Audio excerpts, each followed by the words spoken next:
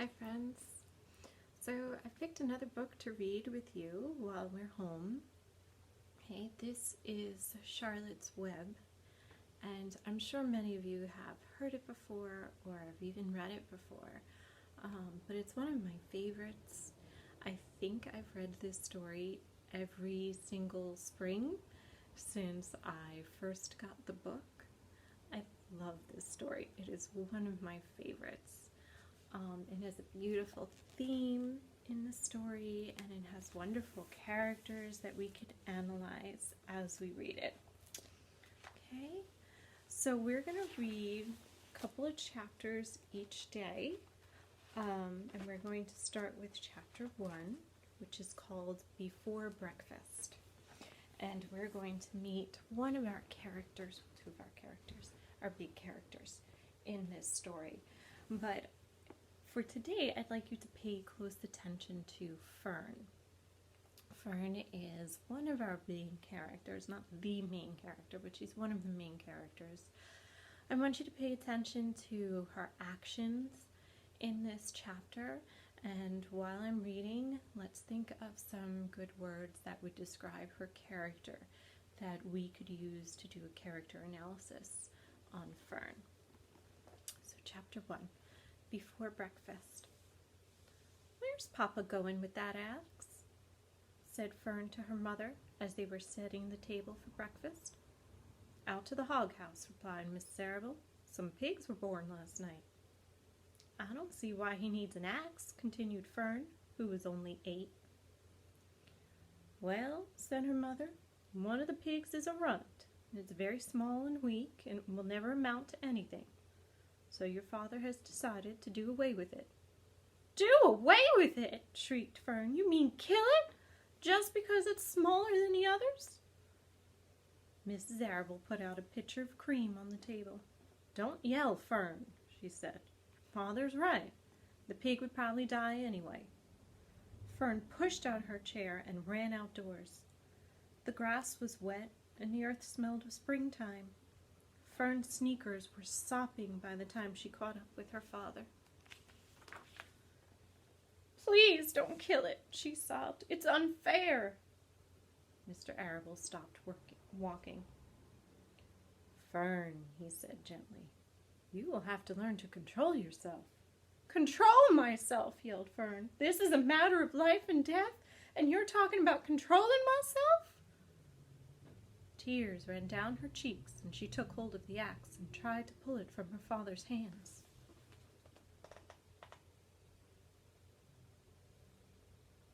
"Fern," said Mr. Arable, "I know more about raising a litter of pigs than you do. A weakling makes trouble. Now run along."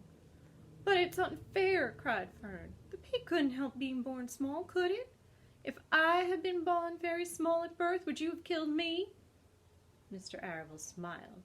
"Certainly not," he said, looking down at his daughter with love.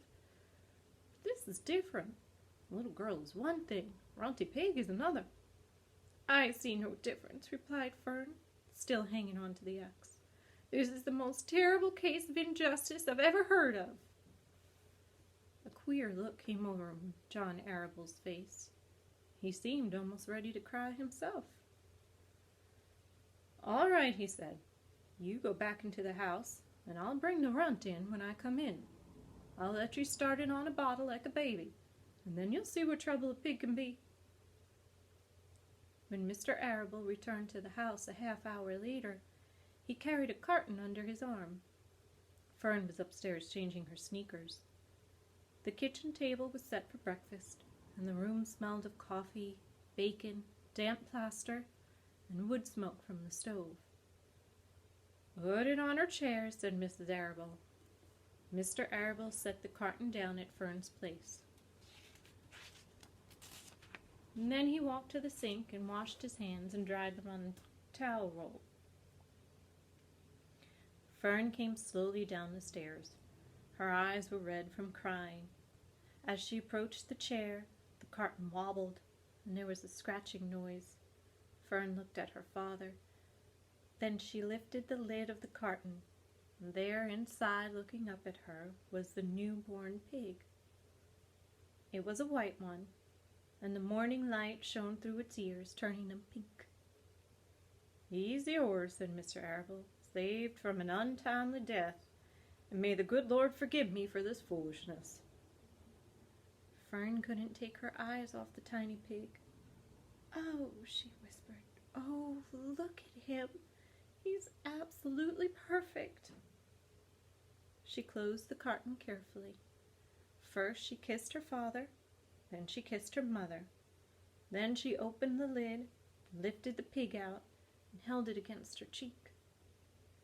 At this moment her brother Avery came into the room.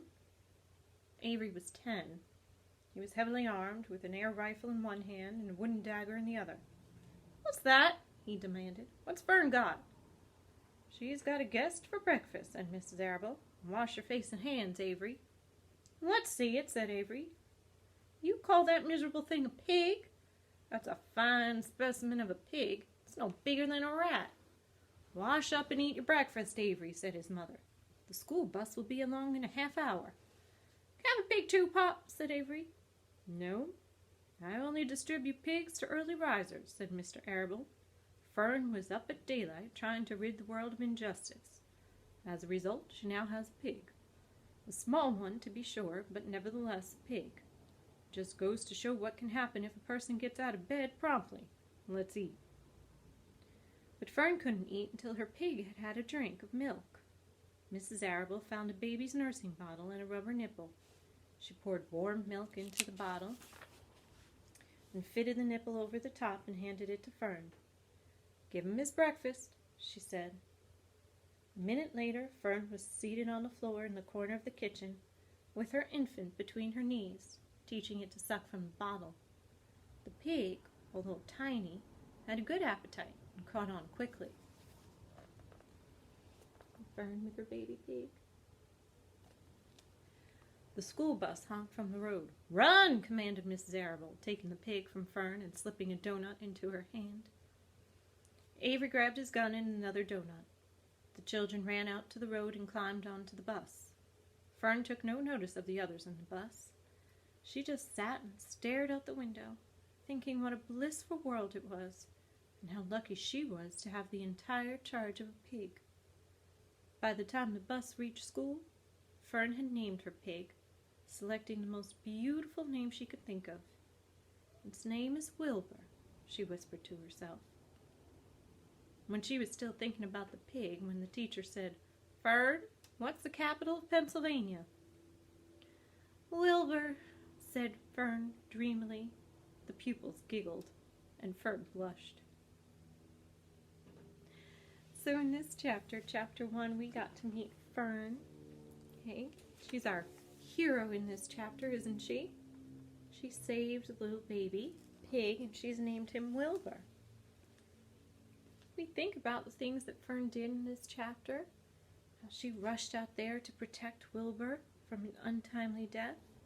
What does that tell us about Fern? What kind of character traits does she have? How could you best describe her? I'd like you to tell me in the comments below. And then join me again tomorrow and we'll read the next chapter. The next chapter is called Wilbur. I'll see you tomorrow, readers. Bye-bye.